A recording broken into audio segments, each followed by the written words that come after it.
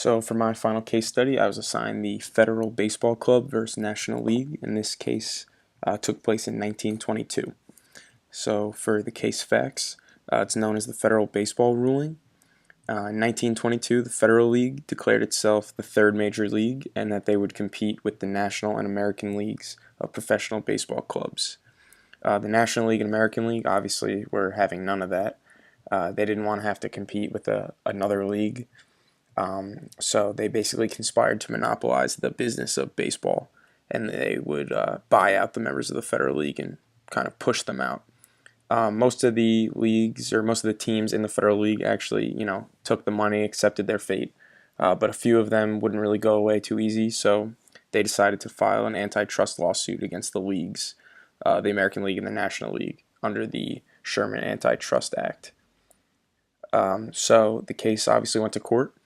District court, it was actually originally assessed damages to the teams that they were in violation of the antitrust laws. So they assessed damages of $250,000 about.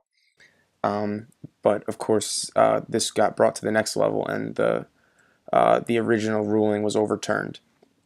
The Court of Appeals, Justice Oliver Wendell Holmes, affirmed that decision. He's famous for this decision. And in 1922, the Supreme Court ultimately ruled that MLB was actually fully exempt from the Sherman Antitrust Act through a unanimous majority opinion. So the ruling that still stands today is that MLB is exempt from the Sherman antitrust laws.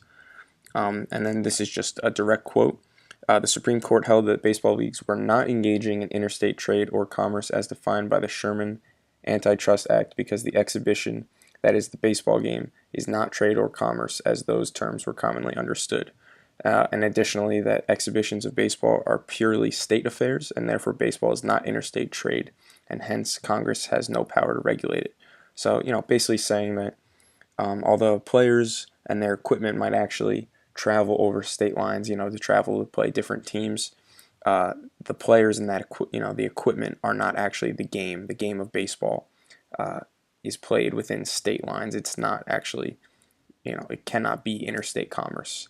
So the case was ruled that MLB is able to be exempt from these laws because the game is not interstate commerce. And the impact of this case.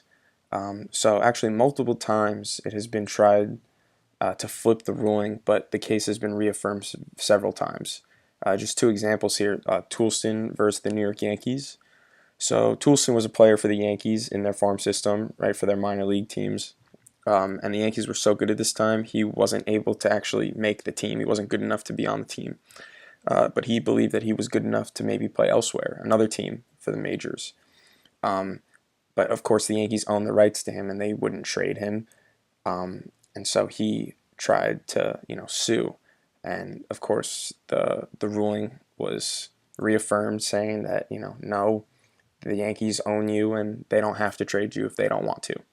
And then Flood versus Kuhn in 1972.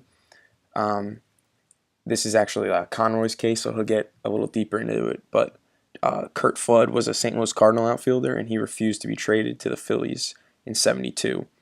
As Conroy will ultimately tell you, Curt Flood had no choice, and he had to go to the Phillies because the Cardinals owned him, and they traded his rights to the Phillies.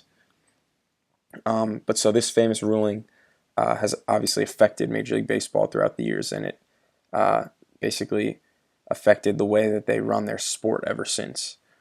So the ruling allows the MLB to make rules for the entire sport from one central office, even though technically each team is their own independent business. So, the Yankees, the Mets, the Brewers, Cardinals, whatever team in MLB is basically their own business, and they have their own evaluations and everything, as we know today. But MLB can make decisions and rules in regard to all of them without, the antitrust laws coming into play. And so, in essence, the ruling has allowed Major League Baseball to operate as one unit, even though it has many divisions and many teams within it. And, they can have very little competition against them. So, Major League Baseball is essentially a monopoly, and they're exempt from those laws. And something interesting, the MLB is really the only sport that's exempt from these antitrust laws. And it's an interesting debate to have with the class. So, if anyone wants to say maybe why that is, you can comment, and we can all talk about it and give our thoughts on the topic.